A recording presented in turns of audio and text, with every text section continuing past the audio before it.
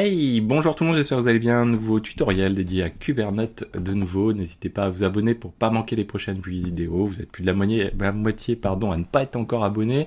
Cliquez sur la petite cloche, surtout pour être sûr de visualiser et d'avoir dans votre flux YouTube les vidéos de la chaîne pas trop mal placées, parce qu'avec l'algorithme, vous n'êtes pas certain de pouvoir les retrouver. Mettez des likes et commentez, vous savez que c'est un très très bon moyen de me supporter, donc faites-le. N'hésitez pas à le faire. Donc là, aujourd'hui, on est parti. Alors, cliquez également sur rejoindre si vous voulez soutenir tout le travail sur la chaîne. La chaîne, depuis le début, c'est plus de 10 000 heures de préparation et de vidéos, donc c'est pas mal de travail. Aujourd'hui, on va s'intéresser toujours au volume, les host paths. Dans la prochaine vidéo, on verra le NFS, et puis ensuite, on va rentrer dans le vif du sujet des volumes, plus exactement la manière dont c'est plus couramment utilisé avec Kubernetes, à savoir le mtdir qu'on a vu lors de la vidéo précédente, et pour un cas d'usage généralement assez spécifique, c'est, on l'a vu, la communication entre deux containers d'un même pod. Aujourd'hui, le host path, le but, ça va être de permettre la création d'un répertoire sur le host qui héberge le pod, et de faire en sorte de le monter dans le pod. Ça veut dire que même en cas de restart du pod, la donnée n'est pas perdue. Attention, gros warning, donc ce que vous voyez à l'écran, gros warning, c'est que ça va bien si on arrive à remonter le pod au même endroit que sur le worker où il était précédemment, pour retrouver les mêmes datas, les mêmes volumes qui correspondent. Vous voyez ici, par exemple, si ce pod travaille, écrit sur son volume en host path, sur ce worker ici, ce qui se passe, c'est que si jamais ce pod se crache là, ici, rien ne nous garantit qu'il ne va pas redémarrer à cet endroit-là et qu'il va peut-être redémarrer sur un autre worker. Dans ce cas-là, il va recréer un autre volume, local volume, qui lui va être vide, puisqu'en fait on n'avait encore jamais travaillé sur ce worker là, et donc on va alimenter des choses. Donc du coup, d'une part, on n'aura pas repris les données qui existaient auparavant, et d'autre part, on va repartir sur un autre stockage de volume. Donc vous voyez tout de suite la difficulté. Alors, il y a un moyen pour pallier à ça, mais c'est pas le moyen, on va dire, sur lequel on est très très friand d'utiliser. C'est ce qu'on appelle des affinities ou des anti-affinities.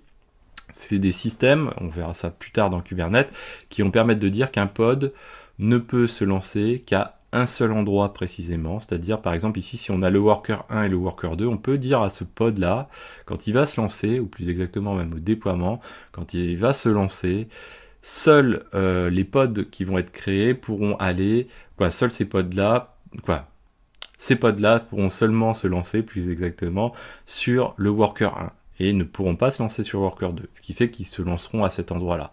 Ça introduit d'autres notions, c'est-à-dire que si ce worker est plein de pods et qu'on ne peut pas affecter ce pod-là à cet endroit-là, on va avoir ce pod qui va rester en attente malgré tout et qui ne pourra pas se lancer. Et derrière, du coup, on va avoir un downtime, un service qui ne va pas tourner puisqu'on ne pourra pas le lancer de l'autre côté puisque les données ne seront pas présentes.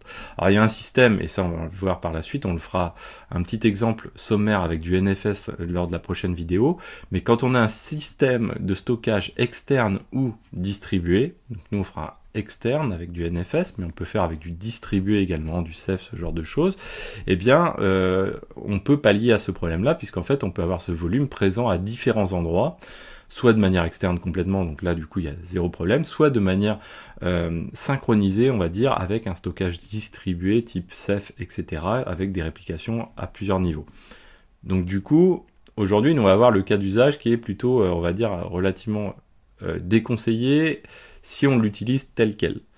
Donc ça, c'est quelque chose qu'il faut en retenir. Néanmoins, il faut bien comprendre ces principes-là, ces logiques-là de volume, parce que ça fait partie des fondamentaux à connaître, notamment si vous faites des certifications Kubernetes, bien sûr, ça fait partie des choses qu'il faut connaître, et de ces limites qu'il faut connaître. Alors cet outil HostPath prend différentes options.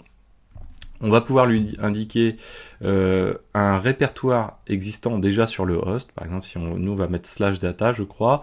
On va faire un mkdir avant sur le host pour créer ce /data avec un système plus ou moins automatisé pour le faire, bien sûr. Du Ansible, du SaltStack ou de ce que vous voulez, ou du script bash, peu importe. Deuxième type d'option sur le directory, c'est le directory n'existe pas, on ne veut pas le créer à la main non plus, c'est le pod lui-même qui va déclencher la création de ce directory s'il n'existe pas. On a exactement le même principe pour les fichiers, on a le file tout court, ça veut dire que le fichier existe déjà, ça c'est valable par exemple si vous voulez, et sur les fichiers c'est un peu plus valable, c'est généralement vous allez vouloir fournir un fichier précisément et vous l'avez déjà injecté sur le host. Ça peut être des crédentials, ça peut être plein d'autres choses. À côté, vous avez aussi le file or create, c'est-à-dire vous allez monter un fichier et celui-ci n'existe peut-être pas déjà, mais finalement vous allez le créer au passage. Vous avez aussi d'autres cas plus fins à utiliser, soit vous allez pouvoir monter des sockets directement, on pourrait imaginer, je sais pas, monter une socket Docker ou ce genre de choses. Du caractère aussi device, alors là c'est très particulier, allez voir la playlist dédiée à Debian, on a vu ces différents types de fichiers, parce que ça reste néanmoins des fichiers, hein, quelque part, tout sur Linux est fichier, et les blocs device également, donc on peut très bien imaginer monter des disques directement. Alors, du coup on va partir sur les host paths, ça on va le mettre de côté pour le moment. Comment ça se passe derrière? Donc là pour l'instant kubectl getpod, alors j'ai tout réinitialisé, kubectl getpod j'ai rien du tout. Ce qu'on va faire c'est qu'on va faire un mkdir de démo, cd démo, on va faire un kubectl, non on va rester dans ce namespace là, on est dans le namespace par défaut, très bien. Donc là, ce qu'on va faire, on va utiliser ce fameux host path ici. Alors, du coup, derrière, nous, on va vouloir faire ce fameux host path, et donc on va se faire un petit test. Premier test, on va dire à blanc, sans trop de cas réels d'usage. Et puis, deuxième test, qui va être un petit peu plus spécifique au cas d'usage, on va le faire avec Postgre, tout simplement. Alors, premier cas de figure, on va se dire, on va déployer un pod, on ne déploie même pas un déploiement, après on va déployer un déploiement. BuzzyBox, qui va dormir pendant 1 heure, soit 3600 secondes, et on va monter dedans, donc souvenez-vous, volume mount, là on est vraiment au cœur de cette utilisation de... Donc on va déclarer d'abord un ou des volumes, donc on va déclarer un volume qui s'appelle host volume, vous pouvez l'appeler Toto si vous voulez, mais il faudra mettre Toto sur le nom du volume une fois monté. Le host path, donc c'est l'endroit où ça va se situer sur le host, donc nous on va dire qu'on veut même le créer s'il n'existe pas, donc du coup ça sera /data directory or create, ok. Et donc dans le container, on va monter ce volume là, qui s'appelle, tel qu'on l'a décrit juste au-dessus, attention à l'indentation très importante ici, et on va dire à quel endroit on veut le monter. Ok, donc du coup on va prendre ça, et on va le lancer sur notre démo ici, toc, voilà. Donc kubectl getpod de nouveau, donc là il est running, alors ça a été super rapide, une BusyBox en même temps c'est assez léger, donc là ça a été créé, donc ça veut dire que si je fais un ls de /data, on aurait pu le faire juste avant, en fait il y avait même pas de /data qui existait. Ça veut dire également si je fais un kubectl exec, c'est l'occasion de pratiquer, -ti, on va prendre notre pod qui s'appelle hostpath et on va aller dedans, donc on doit avoir un shell normalement, voilà.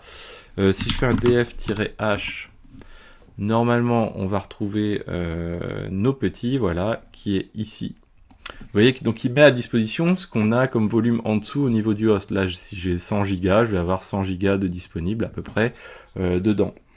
Et j'ai aussi des choses qui sont utilisées, bien sûr, puisque sur mon host, j'ai 100 Go, mais au global, j'ai sur le host même déjà des choses utilisées. Donc c'est quelque chose qui est mutualisé, hein, il faut le voir comme ça. Derrière, donc du coup, ici, je fais un ls, ici, j'ai rien non plus. Donc si je fais un echo de, je sais pas, on va dire Toto dans ce fameux répertoire et dans un fichier qui s'appelle hello.world par exemple, toc. Donc là, j'ai fait mon truc. Si je vérifie dans mon container, oui, qui est dans mon pod, j'ai bien le hello world qui est présent.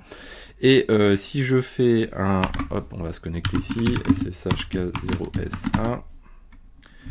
Si je me connecte sur le host, donc qui héberge, et j'en ai qu'un, donc de toute façon il n'y a pas de souci. Je vais aller dans 4, cette fois-ci data. Tout à l'heure on avait été, il n'y avait rien dedans. Et bien maintenant j'ai mon fichier hello world. Donc effectivement on n'a pas de souci. Ça marche dans les deux sens, hein, c'est-à-dire que si je fais hello les xavkist comme ceci et que j'écris dans /data, hop là, data xavkey, par exemple, comme ceci. Toc. Qu'est-ce que j'ai bricolé? Alors oui, suivant les permissions, on est plus ou moins permis. Là, on est Vagrant, donc du coup, on est complètement à l'extérieur du truc. Que je dise pas de bêtises. Qu'est-ce que j'ai fait? Hop là. On va faire une petite... Bon, voilà, on va le faire direct en route. Hop, c'était quoi qu'on cherchait à faire? C'était ça. Voilà. Donc là, il l'a fait. Effectivement, il faut des droits pour pouvoir à la fois pouvoir écrire dans le répertoire en question sur le host et que ça soit encore valable aussi dans le fichier, dans le pod en question. Si on n'ajuste pas les droits, on a forcément et assez souvent même des problèmes d'un côté et de l'autre. Oui, alors là, effectivement, j'avais fait du caca, exactement. C'est pas grave. Et donc, bien sûr, les droits, hein, si on vérifie, on va avoir un truc qui va être... donc, on est dans USR host, comme ceci. Tac. On a quelque chose qui est root. Donc, du coup, il faut être root en dessous pour pouvoir aller manipuler ce fichier. Au mieux, on peut le lire. Et ça reste valable en dessous, ici. Donc, il n'y a pas de... On va dire, il n'y a pas de miracle. Il n'y a pas de remapping ou ce genre de choses. Ça veut dire que si vous avez un user qui crée en particulier avec ses propres droits un fichier avec des droits relativement limités, ou on va dire gérés à peu près normalement, eh bien il est fort probable que sur le host vous puissiez pas les consulter. Ce qui est en soi pas en tout cas pas si vous êtes si vous n'êtes pas root. Ce qui est en soi plutôt pas si illogique que ça. Donc ok, donc ça marche. Donc on va supprimer notre pod, on va faire kubectl. Alors ce qu'on peut faire, hein, je ne vous l'ai pas montré jusqu'ici, mais par exemple on peut faire un kubectl delete, que je vous dise pas de bêtises, -f, de points comme ceci, non ça marche plus, delete pod, il me semblait qu'on pouvait passer le delete, j'ai oublié, puis on n'a plus le fichier, si. J'ai plus le fichier. Zut, ok. Qu'est-ce que j'ai bricolé avec le fichier? Je ne sais pas, c'est pas grave. Donc kubectl delete pod hostpass. C'était le nom du pod en question. Donc là, il est en train de le supprimer. Alors maintenant, on va faire un cas un petit peu plus, entre guillemets, concret. Ça reste encore un peu lointain, mais on s'en servira quand on fera un TP, notamment avec WordPress. On se servira de ce principe-là. Là, on va utiliser Postgre. Donc on va créer un déploiement cette fois-ci, mais un déploiement ça reste ensuite dans les spécifications de la création de pod. Un déploiement qui s'appelle Postgre, avec les match labels qui correspondent à app.postgre pour pouvoir matcher les pods qui s'appellent Postgre, souvenez-vous. Et donc nous on va utiliser un seul container qui va être basé sur l'image Postgre, alors là c'est la 13, on aurait pu prendre je crois que c'est la 16, la dernière version. Le user, le password par défaut et la base de données qui correspond. Ensuite, on va afficher, on va exposer ce port, en tout cas, on va déclarer ce port plus exactement pour ce pod, le 5432, et on va monter des volumes. Qu'est-ce qu'on va faire? On va faire exactement ce que l'on a fait précédemment, mais on va dire que le volume, ça va être /data/postgre, il va être en create, directory or create, donc s'il n'existe pas, il va le créer, ça tombe bien, il n'existe plus, et on va monter le volume de données de Postgre. Donc ça, on va le faire déjà. Hop. Donc on est parti là-dessus. Assez simple. On va réduire celui-ci. Voilà. Donc là, on va partir sur ceci. Toc, c'est parti. kubectl get pod comme ceci. On est donc avec un container qui est en cours de création. Alors quand on a des fois, on peut avoir des containers qui sont en container creating et on voit que ça reste bloqué. Là ça va peut-être pas être le cas, mais on va faire un kubectl describe pod et on va aller décrire donc le pod en question et on va regarder généralement quand c'est comme ça les events et c'est là on va voir que il va nous dire mais j'ai un problème, je peux pas créer le volume, ou on va le trouver en mode un peu bloqué. Généralement ça peut être un volume, on va le faire juste après, qui va être bloqué. Donc là on a un Postgre qui tourne très bien, mais ce qu'il nous faut c'est l'exposer. Nous on va vouloir se connecter dessus comme si on se connectait en fait à n'importe quelle base de données. Donc on a vu qu'avec les services on pouvait faire un kubectl expose d'un deployment, donc nous il se nomme Postgre, Target port, donc on sait que nous, on a vu tout à l'heure que c'était du 5432, et port 5432, on va garder le même port pour le service. Donc kubectl get svc pour service. J'ai bien mon service qui a été créé. Si je fais kubectl get endpoint, est-ce que j'ai bien fait matcher ce service avec un pod? A priori oui, on l'a bien ici, donc ça a l'air de fonctionner. Maintenant, ce qu'on peut faire, c'est utiliser un container Postgre pour pouvoir se connecter dessus. Alors tout ça, hein, vous avez les liens, dans la description, vous avez les liens et vous avez les éléments. Bien, nous, on va faire un kubectl run et on va se connecter à un Postgre pour ensuite se connecter à la database de l'extérieur. Donc on va faire un kubectl. Alors déjà, en l'état actuel, normalement il s'est lancé. Si je fais un ls de /data, dedans j'ai Postgres et dedans j'ai bien des, vous voyez, des fichiers de Postgres, des répertoires de Postgre en question. Donc nous on va faire un kubectl run-ti-rm, comme ça si j'en sors, ce sera terminé. Là on va l'appeler par exemple debug, ou je crois que je l'avais appelé client, donc c'est un client Postgre. Ça par exemple c'est un moyen d'accéder à une base de données Postgre qui tourne et d'aller vérifier des choses, d'aller checker dedans, lancer des scripts. Alors lancer des scripts, il vaut mieux éviter de le faire comme ça, parce que c'est quand même, si on fait ça, c'est qu'on a loupé une étape quelque part, pour des questions de permission, hein, tout simplement. Et là, du coup, on va lancer un bash, comme ceci.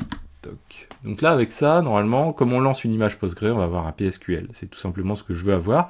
On aurait pu le faire de l'extérieur du host également. Si le service nous permet d'accéder à ça, normalement, ça fonctionne également. Donc là, il est en train de télécharger cette image. Alors oui, on a pris la 16, du coup, il est obligé de la retélécharger. Normalement, ça devrait être terminé, voilà. Si j'avais pris là, j'ai pris la latest, donc du coup, ça doit être la 16. Si j'avais pris une autre, si j'avais pris la 13, ça aurait été beaucoup plus vite. Donc là, on va faire du PSQL. PSQL-h pour préciser un host. Notre service, donc c'est notre DNS, hein, donc si je fais un ping, est-ce que j'ai ping? J'ai pas ping. Je fais un curl, j'ai pas curl. On peut faire apt update, apt install y ip utils-ping. Ça c'est un réflexe qu'il faut avoir quand on fait du Kubernetes pour troubleshooter, hein, ne pas hésiter à aller, c'est pas ne pas hésiter, mais c'est avoir le réflexe des noms de paquets qui vont bien pour permettre de débugger un peu les choses. Donc là on va faire un ping de Postgres comme ceci. Vous voyez que ça résout bien, donc il n'y a pas de souci. Ok, donc nous on va faire un PSQL-h, donc notre host il s'appelle Postgre, donc on va taper sur le service qui lui va nous permettre de nous mettre en communication, nous load balancer sur un seul pod qui est celui qui s'appelle Postgres. -U, notre user il s'appelle admin, et -d pour préciser la database qui s'appelle testdb. Si je fais ça, il va me demander mon password qui est password. Et là, je suis connecté à la base de données qui s'appelle testdb. Donc là, je peux même m'amuser à faire un create table T1 par exemple, et dedans, on va dire qu'elle a un ID, int, voilà, truc assez classique. Ok, si je fais un anti/dt, je vais pouvoir lister les tables, très bien. Donc maintenant, moi, ce que je veux faire, c'est je dis, ok, je sors de tout ce bazar-là, hop, je fais un kubectl get pod. Et je vais détruire le pod. Et là, on va savoir si la donnée persiste. Alors, j'ai qu'un seul host, j'ai pas d'affinity, mais j'ai qu'un seul host, donc du coup, il va forcément se recréer au même endroit. kubectl delete pod, et là, on va prendre le pod en question. Donc, il va se recréer automatiquement à ce pod. Donc, voilà. Donc là, kubectl get pod, ici, c'est bon. Si je me reconnecte, donc là, il va, il va retélécharger l'image. Non, il l'a déjà. Hein. PSQL-h Postgre -U admin -petit d testdb. Toc. Là, on est dessus. Anti/dt. Ça marche aussi. L'autre cas de figure qui peut se passer, c'est que je dis, ok, donc là on a eu par exemple le cas d'un crash ou d'un restart simplement, mais ce qu'on aurait pu avoir, c'est se dire, ok, kubectl deploy delete deploy Postgre, par exemple, et là je supprime carrément le déploiement Postgre. Donc là j'ai même pas de pod qui se relance, j'ai pas de déploiement qui manage mon pod hein, via les répliques assets, et je vais recréer mon Postgre qui va, donc on est en directory or create, donc du coup ça veut dire que normalement mon directory ne doit pas être supprimé, donc on peut même checker en dessous hein, si je fais un ls, mon directory n'est pas supprimé, donc il devrait repartir avec les mêmes data. Donc là on est reparti, kubectl getPod, ça va aller très vite parce qu'on a déjà l'image de télécharger. Ensuite on fait un petit run, hop, comme ceci. Là ça doit aller vite aussi. PSQL- petit h Postgres grand U. Alors ça on pourrait le faire de l'extérieur, mais de l'extérieur pour passer le password on a un petit souci, petit tricks à faire. -d test db, ok, le password, et là on va dire anti/dt de nouveau. Et là on a bien notre table qui existe toujours. Donc ça c'est assez sympa. Ce qu'on va faire c'est qu'on va delete et on va utiliser ce principe d'affinity juste pour commencer à toucher du doigt à ce concept là. Delete, on va delete le deploy Postgre. Imaginons que on est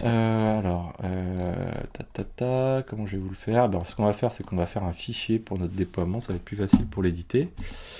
Et on va utiliser le node name comme affinité, c'est-à-dire que on va fixer sur quel pod on va pouvoir lancer sur quel node on va pouvoir lancer le pod en question. Donc là on va se mettre ici, on va coller les choses, et ça c'est valable pour les spécifications du pod. Donc du coup ça se passe dans les spécifications finalement dans le template ici, dans les spécifications de pod du déploiement. Donc on a node name qu'on peut ajouter. Et là par exemple je vais faire volontairement, on va dire que je vais faire une typo K0S2 par exemple, comme ceci. Alors l'idéal c'est quand même, comme on est sur YAML, je vous l'ai dit, si jamais en plus on manipule du numérique à la fin, attention, faut prendre garde à ce que l'on fait. Donc on va faire... on applique notre déploiement, mapping value in context. Qu'est-ce qui lui arrive? J'ai dû louper un truc. Ça on l'avait bien, ouais, node name dans les pods de spécification. Deploy to JSON, ligne 2. Ah, j'ai dû louper un truc en haut. Ah yes, exact. Parce que je m'étonnais que ça soit pas bon. Voilà, donc là avec ça on va créer le pod, et là vous voyez qu'il reste il est en pending, et il va rester en pending pendant un bon bout de temps tant qu'on ne touchera à rien.